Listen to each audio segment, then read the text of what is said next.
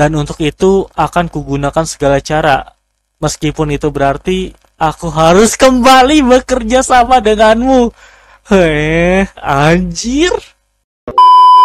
Halo semuanya, selamat datang kembali di review reaction manga Boruto to Blue Vortex chapter ke-15. Jadi daripada berlama-lama, mari kita langsung masuk ke videonya aja. Chapter kali ini tuh covernya ada si Ego Jubi Ryu ya. Pasir hitam terseret dalam kekacauan. Chapter 15, kehidupan yang bergairah. Shinki dan yang lainnya terperangkap oleh pasir. Apa yang sebenarnya terjadi? Oh, oke. Oh iya bener, ini si Shinki terus si cewek sama si cowok, gue lupa. Kalau cewek kalau salah namanya Yodo ya. Apa yang ayahanda lakukan? Tolong lepaskan belenggu pasir ini. Izinkan kami ikut bertarung. Oh, dihentiin pergerakannya sama si Gaara ya. Dan ini desain Shinki setelah time skip. Tidak bisa. Kalian akan kuangkut sampai ke pintu keluar. Sebagai Kazekage, kuperintahkan pada kalian untuk segera lari dari sini. Ayahanda. Makanya, aku sudah bilang kan, tujuanku kemari hanya untuk melacak jejak Boruto dan kolaboratornya. Aku sih masa bodoh dengan kalian. By the way, ini tempatnya tuh kayak emang tempat persembunyiannya Boruto sama Kashin-Koji ya. Kalau kalian lihat pilarnya, itu pilarnya tuh ada kayak motif ular gitu. Omong-omong, kalau lukamu tidak segera ditangani, kau bisa mati loh. Sebaiknya tak usah menyia-nyiakan sisa waktumu untuk melindungi anak-anak di belakangmu. Gila, ini desainnya keren sih si Matsuri. Justru itu, tak akan kubiarkan mereka kehilangan masa depan gara-gara hal seperti ini. Meski nyawaku taruhannya. Tak masalah sih, asal kau tidak melawan. Mereka akan kubiarkan hidup. Oke, langsung diangkat ya sama Gaara. Oh, langsung dikeluarin. Tuan Kazekage, masa depan Sunagakure kutitipkan pada kalian. Oh, oke, ini si Gaara lagi ngelawan para Clawgrim. Oh, terus si Shinki ngeluarin tangannya ya, maksa untuk ikut bertarung. Dan dia ngelepasin segel pasirnya. Oh, ini desain utuh dari Shinki nih. Oke, Gaara udah mau diserang oleh Clawgrimer. Jitetsu Ryufuso, tapak tangan segel butiran magnet. Oke. Let's go. Shinki hentikan. Oh, si Shinki ini nyelamatin Gaara ya, kayak lindungin dari Clawgrimer dengan pasir magnetnya. Peran ayahanda masih dibutuhkan untuk masa depan Sunagakure. Wah, anak nakal ya. Seharusnya kau patuhi kata-kata papamu. Waduh, ini si Shinki diserang sama Clawgrim. Shinki, jangan Yodo. Oh, ini ya waktu dimana si Shinki dihisap sama pohonnya. Jangan hiraukan aku, pergilah. Beritahu paman Kankuro. Lah, ini kan si Shinki ngorbanin diri. Terus si Gaara gimana anjir? Shinki. Oke, jadi pohon. Terus si Gaara masih dalam pasir besinya atau pasir magnetnya. Oke. Oh, ini mas kasusnya sama kayak Naruto ya, disegel gitu sama si Shinki. Finjutsunya masih aktif, padahal dia sudah jadi pohon. Tipe jurus yang tetap aktif selama pemakainya masih hidup ya. Dia mempertaruhkan nyawa demi melindungi tuannya. Tekad yang bagus. Sepertinya menarik kalau dia menjadi kawan kami. Kita balik ke Konoha ya. Menurut laporan tim lainnya, meski dijadikan pohon, sepertinya Shinki masih hidup. Berkat Finjutsu milik Shinki, Gaara lolos dari maut, meski dalam keadaan sekarat. Tapi, kami jadi tidak bisa menolong Gaara.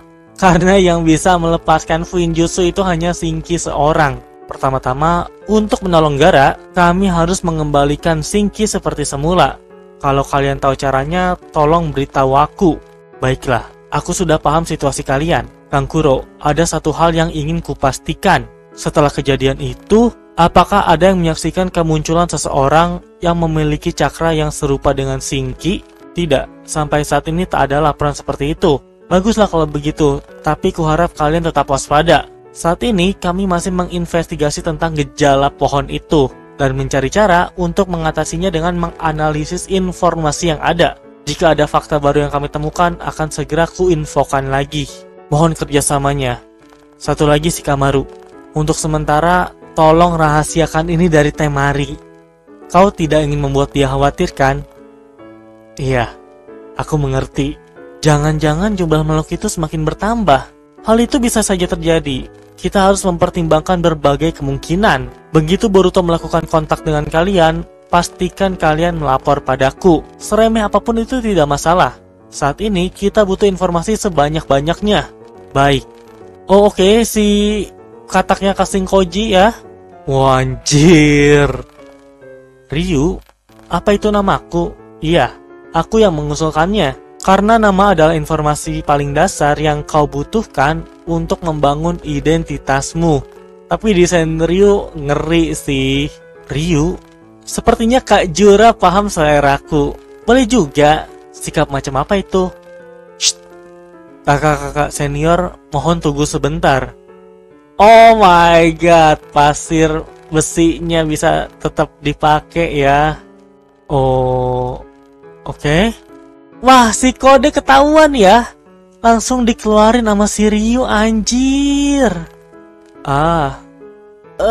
Sial, lepaskan aku. Dia ini siapa?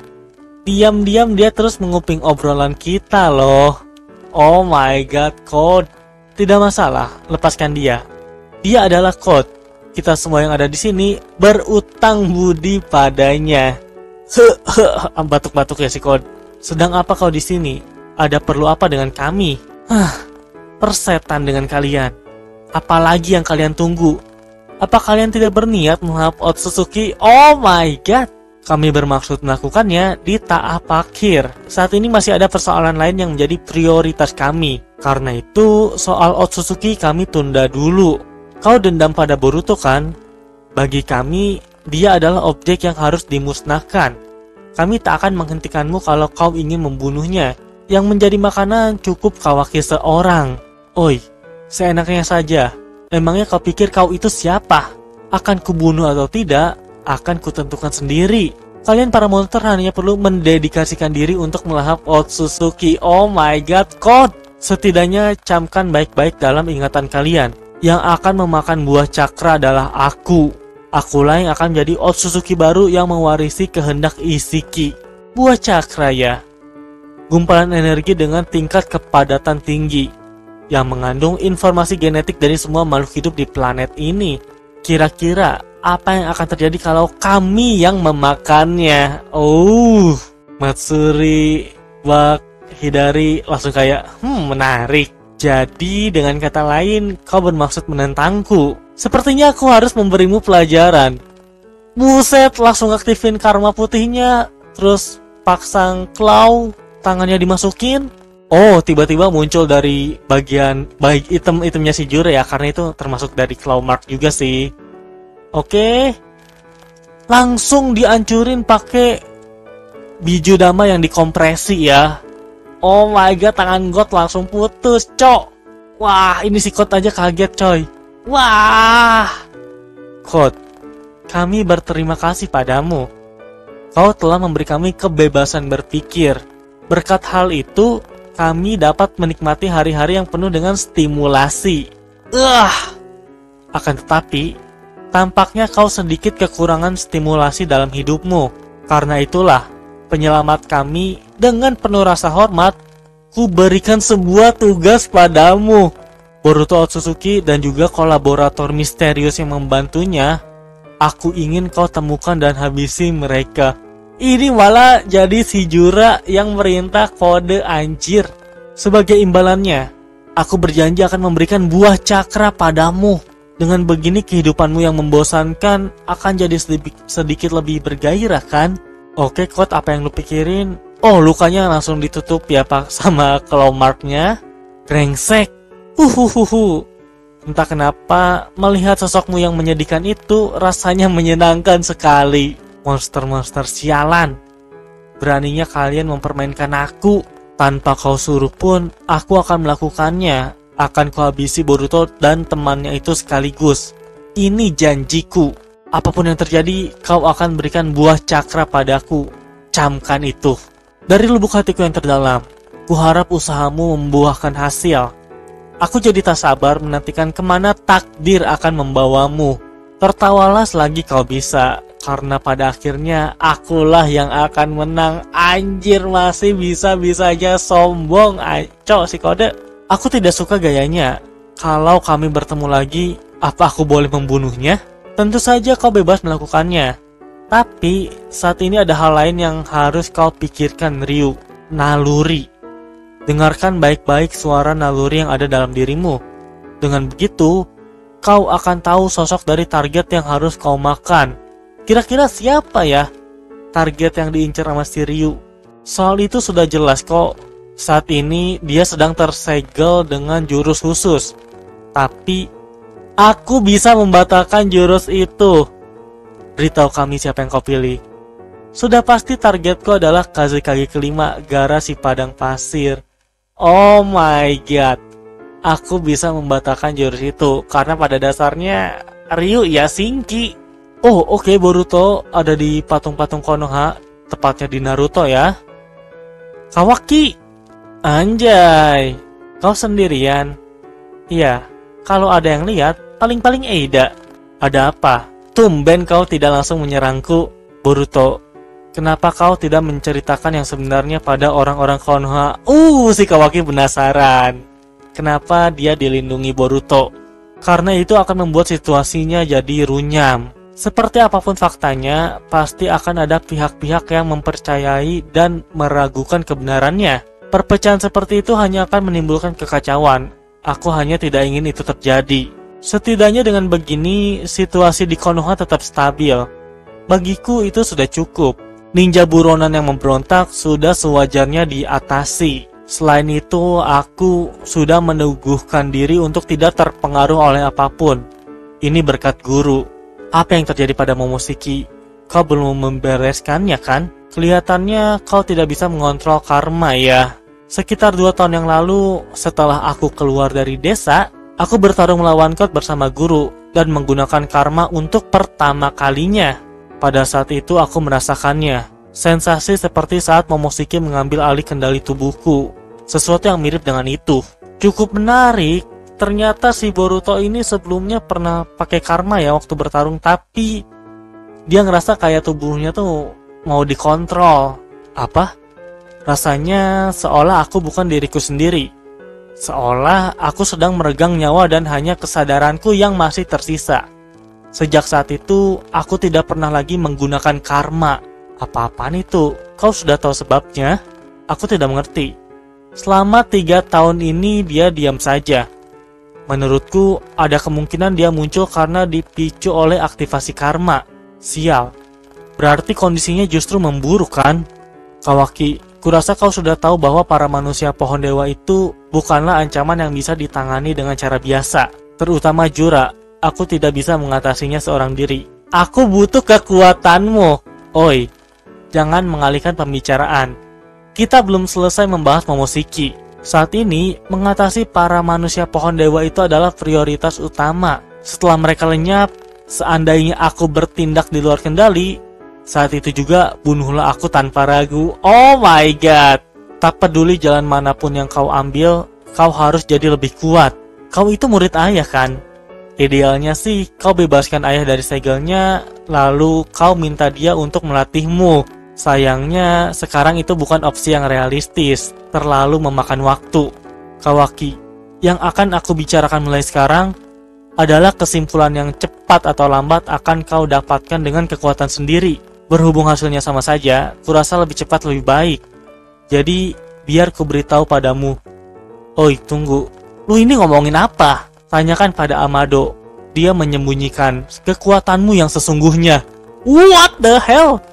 Apa? Dia melakukan penyesuaian pada kemampuan seranganmu dengan memasang limiter untuk meningkatkan kemampuan pertahanan dan regenerasimu hingga melampaui batas.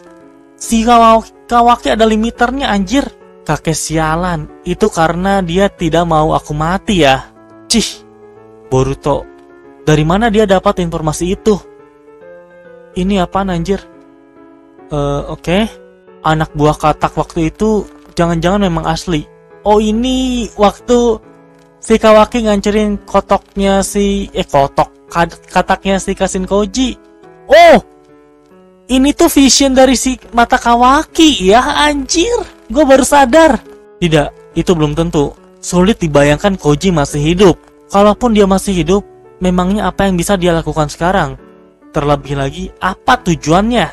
Amado memerlukan karmamu demi tujuannya sendiri. Dia mengotak-atik kemampuanmu supaya kau bisa tetap hidup apapun yang terjadi. Yang diasumsikan mungkin adalah serangan code. Kalau kau pikir aku bohong, lebih baik tanya saja pada Amado. Aku harus pergi sekarang, Boruto. Oke? Pemikiranku tidak berubah.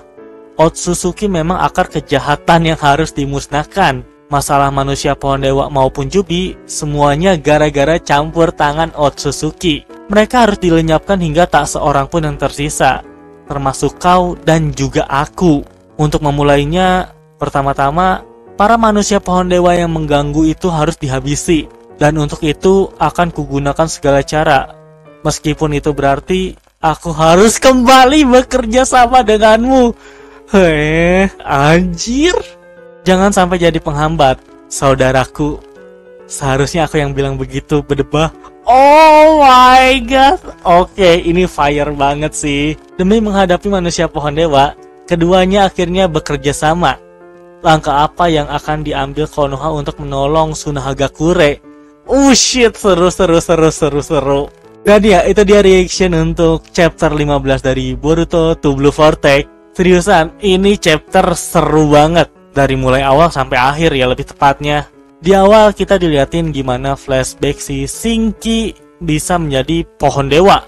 Jadi ceritanya si Matsuri ini lagi nyerang Sunahagakure, mungkin lebih tepatnya pinggiran Sunahagakure, karena merasa kalau Boruto dan kolaboratornya alias Kashinkoji nyumput di sana. Bahkan kita bisa lihat dari pilar-pilarnya tuh emang itu pilar yang waktu ada di tempat si Boruto sama Kashinkoji. Tapi sayangnya karena pergerakan ego Matsuri dan Claw Grim-nya, Gaara sebagai Kazekage itu ya dia nggak bisa diem lah ya ngelihat ancaman datang. Makanya dia datang, terus juga ada Shinki dan timnya. Tapi sayangnya kekuatan mereka itu masih di bawah Matsuri. Bahkan bisa dibilang si Gaara ini udah super sekarat. Si Matsuri sebenarnya nggak peduli sama mereka karena tujuannya ya buat nyari Boruto. Bahkan dia bilang sendiri kan, kalau lu nggak ikut campur sih sebenarnya gue juga nggak peduli sama kalian. Tapi ya balik lagi, karena Gaara sebagai Kazekage dan ini wilayah dia, ya mau nggak mau dia harus sebisa mungkin menghalau bencana. Tim Shinki yang awalnya tuh udah mau diangkut keluar sama Gaara, tapi ya balik lagi, Shinki maksa untuk ngebantu Gaara ya. Dia pengen ngelindungin Gaara dengan cara melakukan Finjutsu. Jadi bisa dibilang keadaan Gaara dan Naruto nih sama-sama tersegel. Sayangnya ya, waktu si Shinki nih masih ngerapal jutsunya, dia itu diserang sama Claw Grim, akhirnya berubah jadi pohon dewa, dan menjadi Ego Jubi Ryu. Nah, sebagai Ego Jubi Ryu, sifat dia itu cukup menarik sih. Karena dia itu manggil Ego Jubi yang lainnya tuh sebagai kakak-kakak senior. Dan udah bisa dipastikan ya kalau target si Shinki, maksudnya Ego Jubi Ryu ya Gaara. Bahkan dia juga tadi bilang kan, target gue nih Gaara, gue tahu dia lagi disegel tapi gue bisa nge-cancelnya. Karena pada dasarnya si Ryu ini punya segala kemampuan dari Shinki. Terus juga ya, sumpah waktu si Ryu ngedemonstrasiin kekuatannya, gue kira dia itu kayak pengen bikin sayap. Taunya dia malah bikin tangan tambahan, terus masuk ke kotak yang di tengah-tengah dan narik keluar paksa Sikot. Nah di sini Sikot juga kayak orang bodoh sih. Waktu udah ketawa nih, Sikot malah marah-marah.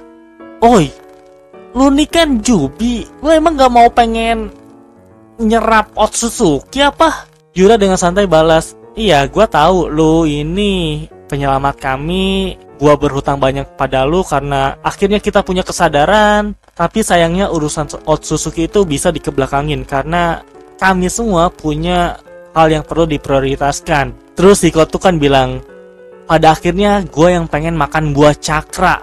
Si Jura malah ngetaunting kayak, hah buah cakra ya?